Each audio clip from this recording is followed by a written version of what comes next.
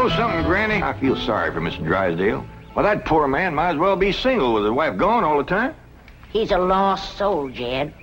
I was glad you invited him over for supper last night. But even my cooking didn't cheer him up. Yeah, I noticed he hardly touched his plate of grits and possum belly. Even when I spooned on some gopher gravy. He didn't perk up till after supper, and Pearl started playing and singing. Don't tell me he liked Pearl's bellerin'. It wasn't bellering, it was yodeling. Well, it curdled the milk clean out to the kitchen. I've thrown shoes at tomcats that made prettier music than Pearl. I sure wish you two women would get along together. We ain't gonna get along together till she learns to stay out of my kitchen. I bet she's in there right now, sticking her long nose into my pots and pans. By these, if she is... Now, Granny, you just cool down. Really, me, Jeff Green, what in the world have you been doing? Playing ball with some fellas down in the pasture. What's that thing? Well, this here's what you call a football helmet. Ellie Mae, I'm pretty near positive that a ball gown ain't for playing ball in. Well, the fellas seem to like it, didn't they, Jethro? They sure do, Uncle Jed. They's waiting for us right now to get some money to buy a new football. What happened to that one? Well, Jethro was going to throw me a pipe. But I grabbed it too hard, and it busted. I ain't gonna give you the money for another one. Oh, heck. Well, that's all right, Jethro. Remember, they said they'd be just as glad to play with us without a football. Come on.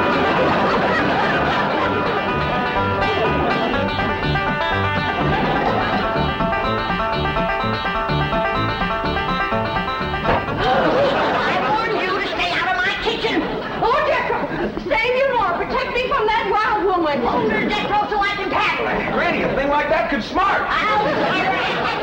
Put me down, big overgrown put. Hey, what's going on here? Jethro, put your granny down. Put me down. He was fixing to whomp Ma. I'll whop her. Here, Ma, now it's a fair fight. I ain't gonna whomp nobody. Well, then you tell Pearl the next time she sticks her nose in one of my pots, I'm gonna cook it. It is my bounden duty as a mother to supervise the victuals of my growing children. Don't tell me they is still growing. The Clampett side of the family has always been big, strong, strapping folks.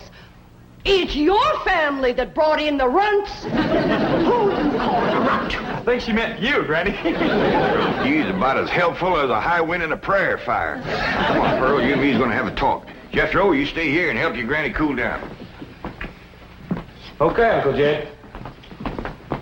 Granny, would you rather I held you under the faucet here to cool off, or took you out to the cement pond and ducked you? Try either one and I'll bash you flatter than a gander's arch. Now, Pearl. Cousin Jed, I know just what you're going to say. You're going to say, Pearl, stay out of the kitchen. You're going to say, that's Granny's kitchen and it's none of your business.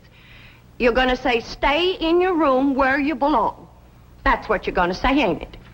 Ain't nothing like it at all. What I was going to say was, it seems to me that a handsome widow woman in the prime of life ought not to be hiding herself in the back part of the house, working over steaming pots and pans and dipping her playing fingers into soapy water and hoarsening up her beautiful singing voice yelling at Granny. That's what I was going to say. Praise be. Why don't I keep my big mouth shut and just listen? You know, Pearl, you got the gift of making music. And I reckon there ain't nothing these city fellas likes better than that. Really, Jed? Yeah, remember last night when Mr. Drysdale was here and you was playing and singing and yodeling for him? Yeah. You brung that poor lonesome man a lot of happiness. Jed, you ain't agreeing in me, are you? I'll give you my word. Remember that song you sung, The Flowers That Bloom in the Spring, tra-la? Yeah. Well, you had Mr. Drysdale believing it was spring. No. Yeah. While you was still singing, he went flung open the window, stuck his head out, and started taking deep breaths just like he was really smelling them flowers. You reckon he liked my yodeling? Pearl, he like to went wild.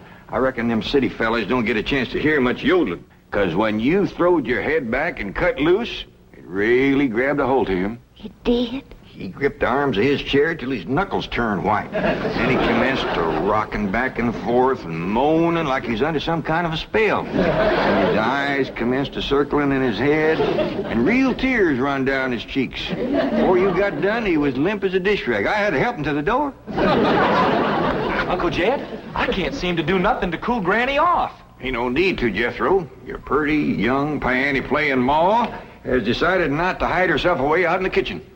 That's a good idea, Ma, because Granny, she'd find you and whomp you. Well, we'll see about that. Pearl, you stay out here and practice playing and singing and yodeling. I'll take care of Granny. I wonder if I should have told Uncle Jed that Granny's waiting behind the door with a skillet to whomp the first person that sets foot in her kitchen. Reckon I should have. Jed, I'm sorry. I thought it was Pearl coming in. Granny, you done shortened me. I'll make a poultice for your head right away now, Jed. Right away. I'm telling you, Granny, you don't have to worry no more about Pearl coming in your kitchen. She's going to be spending her time getting herself a husband with her singing and yodeling. Jed, it ain't legal to torture a man into marrying you. You just don't realize the power Pearl's yodeling's got over men. Last night, Mr. Drysdale like to went wild. Pretty near drove me crazy, too. He loved it, Granny. I bet you he's got that yodeling ringing in his ears right now. I can still hear it. An unearthly screeching. Now, Chief, surely it wasn't that bad. Well, I can best describe it as the sound a woman might make if she were having her appendix removed without an anesthetic. Milton, darling. Margaret, I'm so glad to have you back, dear. What a cunning hat, dear. Is it you? Welcome home, Mrs. Drysdale. Thank you. Milburn, I have the most marvelous news. I'm going to a health farm in Arizona. What? Some women were talking about it on the plane. It's terribly chic, quite expensive, and you don't need any willpower. They just force you to be healthy. The doctors are all deliciously mean.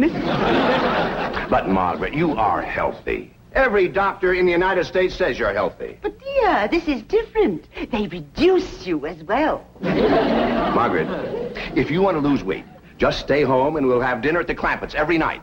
Now, you can't eat the food, but you won't leave hungry.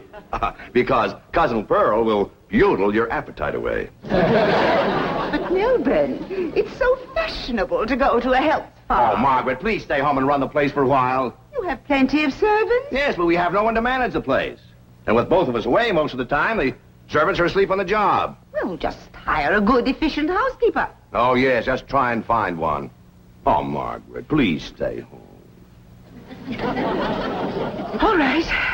That's the way you feel. Miss Hathaway. I'll stay home, just as you wish. That's my darling. Yes, Mrs. Drysdale? Telephone the pharmacy and have all my prescriptions refilled. And call my psychiatrist, my neurologist, my internist, and my osteopath and have them come over. Oh, and I'll need nurses around the clock. I just know the servant problem's going to bring on a nervous breakdown. All right. Go to the health farm. No. My place is at home. Please go to the health farm. All right. If you're sure that's what you want. Oh, I want it. Milburn, I promise to come back a new woman. Goodbye. Just think, Milburn, you'll have a young, glamorous wife. Slim, trim, beautiful. All right. Start looking for a new housekeeper. Won't do any good, Chief. We've been through this. Mr. Drysdale's office. Who's calling, please? Tell him it's a surprise. Surprise? That's what she says. Milburn Drysdale speaking.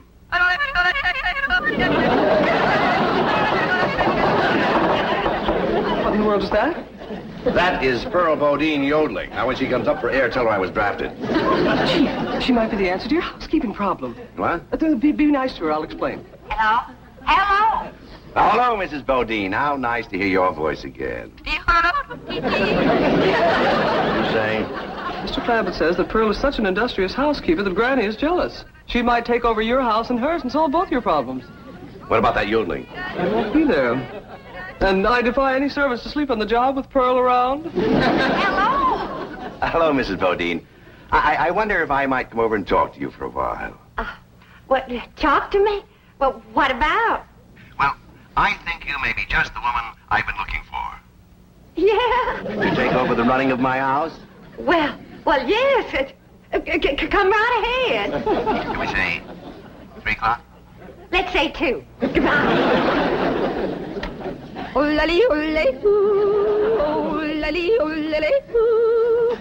Will you stop that infernal caterwauling of yours? It might be infernal caterwauling to you, but it's pure catnip to me.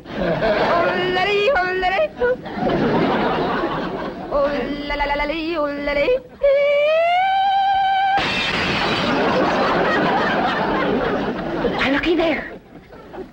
I hit such a perfect note, it busted the glass. It wasn't your voice that busted the glass. It was your face. We'll see who gets the last laugh when my sweetie comes. What, sweetie? That's for me to know and you to find out.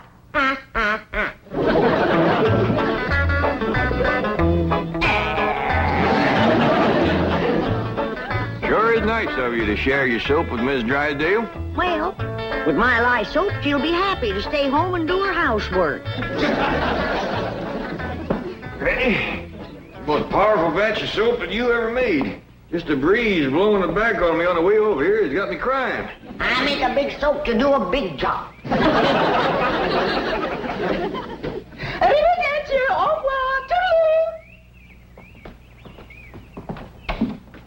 Howdy, Miss Drysdale. Hello. Goodbye. Where are you going? Melbourne is sending me to a help farm. Martin, are we loaded? Yes, ma'am. Well, let's fly. Just a minute, Miss Drysdale. Granny and me brung you something. Yeah, honey. Take a good whiff of this. How nice of you. Tell the gardener to spade it in around the rose bushes. Toodaloo. Oh, just a minute, ma'am. Granny and me'd like to talk to you. I haven't time. The sooner I go, the sooner Milburn will have his new wife. Did you say new wife? Completely new. Young, glamorous, slim, trim, and beautiful. Oh, Martin, did we pack my medicine? 16 bottles, Mrs. Drysdale. Drive on. Toodaloo.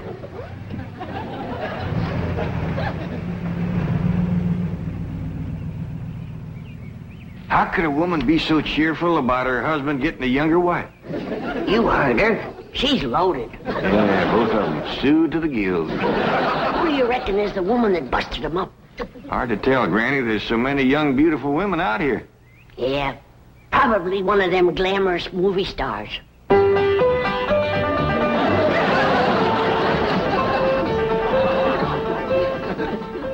Hey, Ma. You sure are all fancied up. Do I look like one of them glamorous movie stars? Yeah, by golly, you do. Which one? Milton Sills. Go on and get out of here. Now listen. You find your sister Jethrine and your cousin Ellie Mae and tell them to start practicing to be bridesmaids for my wedding. Are you getting married, Ma? Well, it ain't official yet, but I sure got him anxious. Get going.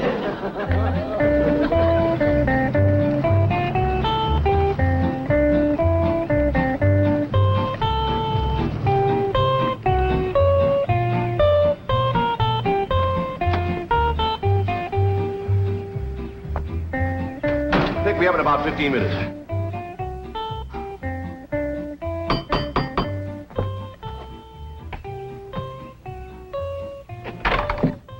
Oh, Mrs. Bodine. Why, Mr. Drysdale, you are anxious. If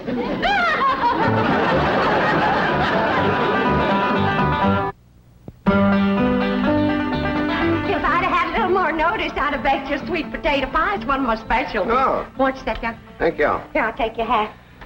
Yes, sir, I just love to cook, and I love to sew, and I love to keep house. Yes, I've heard you're an exceptional housekeeper. But I ain't one of them fussy ones. No, sir, not me. I say a man's home is his castle, and it is the duty of a woman to make him comfortable. Oh. There we go. Yes, sir. Man works hard all day. And when he gets home, he has a right to enjoy himself. Take off his shoes and relax. And listen to some soothing music to calm his jangled nerves. Please, Mrs. Bodine, not like that. Mr. Drysdale, I've got to ask you to keep a grip on yourself. We're all alone in the house. If you want me to keep a grip on myself, I must ask you not to play or sing or yodel. I understand. Kind of makes you go all to pieces. Yes, it does. Well, you come on back, and you sit down. Why, Mr. Drysdale, you're perspiring. Why, you got to get relaxed. Oh, please. A man can't say what's on his mind unless he's resting easy. Land sakes. And with that tie and collar a-choking you, it's a wonder you can talk at all. Oh, Mrs. Bodine, I'll be all right. Really, I will. Mr. Drysdale, you got a hole in your stocking. Oh, it's nothing to be ashamed of. When a man ain't got a woman around to care for him, them things is bound to happen.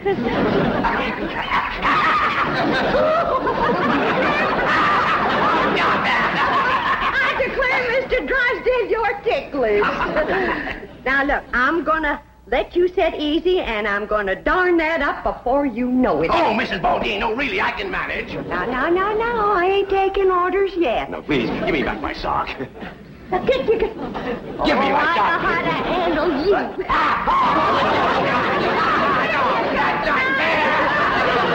Uncle Jed, Granny, Ma's gonna get married. What? Oh, too. Well, she wouldn't tell me, but she was expecting him any minute. I reckon he's inside right now. Let's go in and see who it is. No,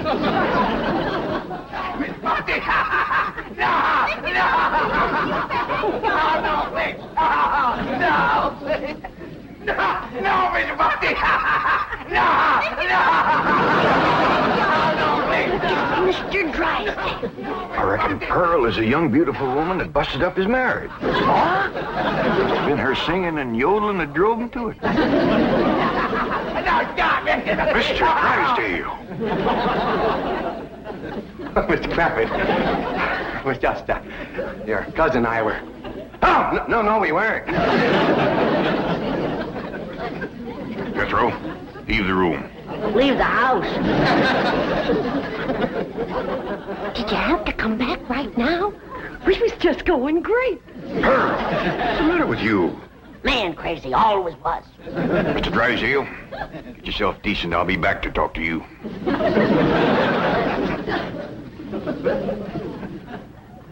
Shame on you! You too, Pearl, you homewrecker. I don't know what you're talking about. You told me that Mr. Drysdale was crazy about my yodeling, so I called him at the bank, and I yodeled, and he come a-running over here to see me.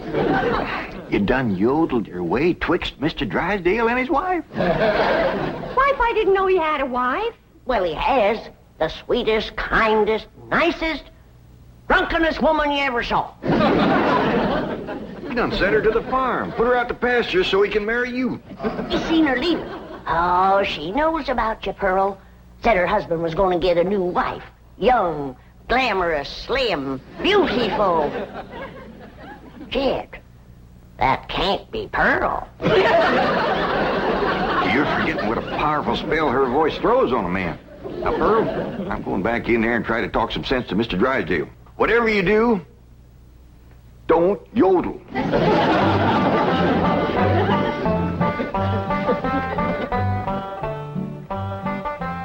Oh, Mr. Clappett, I'm terribly embarrassed about the picture we must have presented when you came in, but I assure you, I wasn't at fault. Yes, your cousin Pearl is one of the most... Yeah, my cousin Pearl admitted that she called you on the telephone and stirred you up. But she didn't know you were going to send your wife away to make room for her.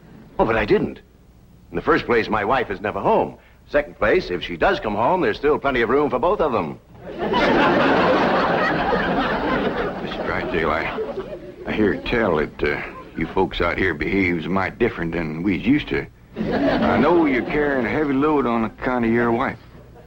But I just can't let my cousin Pearl get mixed up in any kind of goings-on like that. Well, then, if I can't have Pearl, can I have Granny?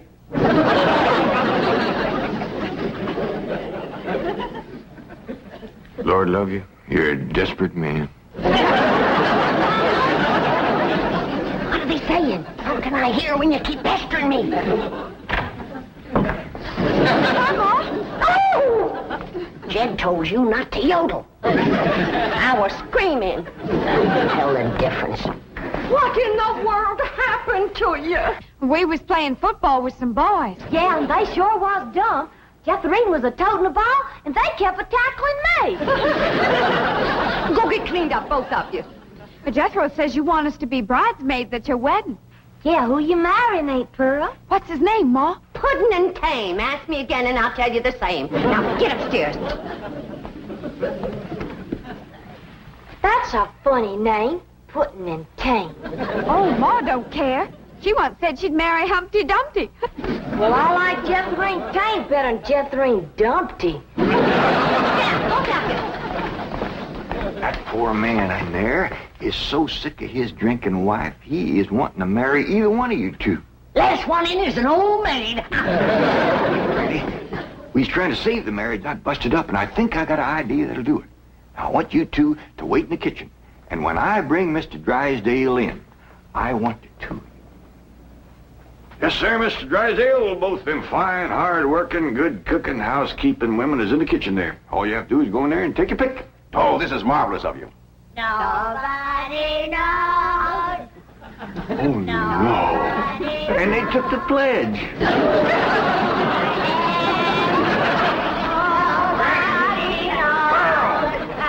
Granny! Well, look who's here. It's old Jed himself. And there's Milby, baby. You fellas want to dance? Come on, let's have a little dance. Come on now. You can't dance with her. Why not? It's all downhill. Take your pick now, Mr. Drysdale, while I can still walk over to your house. He's gonna pick me. Ain't you, sweetie, Milby? Oh, no, he ain't. He's gonna take me, ain't you? You get your banker grabbing hands off of him. Who you shoving, fella? Who you shoving, huh? I'll show you. Shove it there.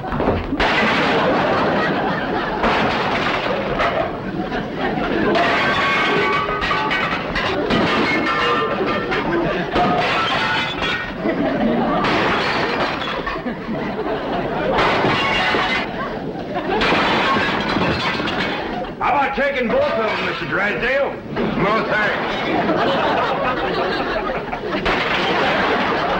You done it, girls. Bless you both. Pearl, you were just great. So was you, Granny, darling. Together, you saved that man's home and you saved his marriage. Now, don't it give you a good feeling? Yeah. Well, I'm kind of winded. I think I'll go upstairs and rest. Call me when lunch is ready, Granny. Oh, now, just a minute, Pearl, honey. We got a lot of mess to clean up here. Now, Granny, darling, you give me strict orders to stay out of your kitchen. Remember? Why, you low down. No, Here we go again.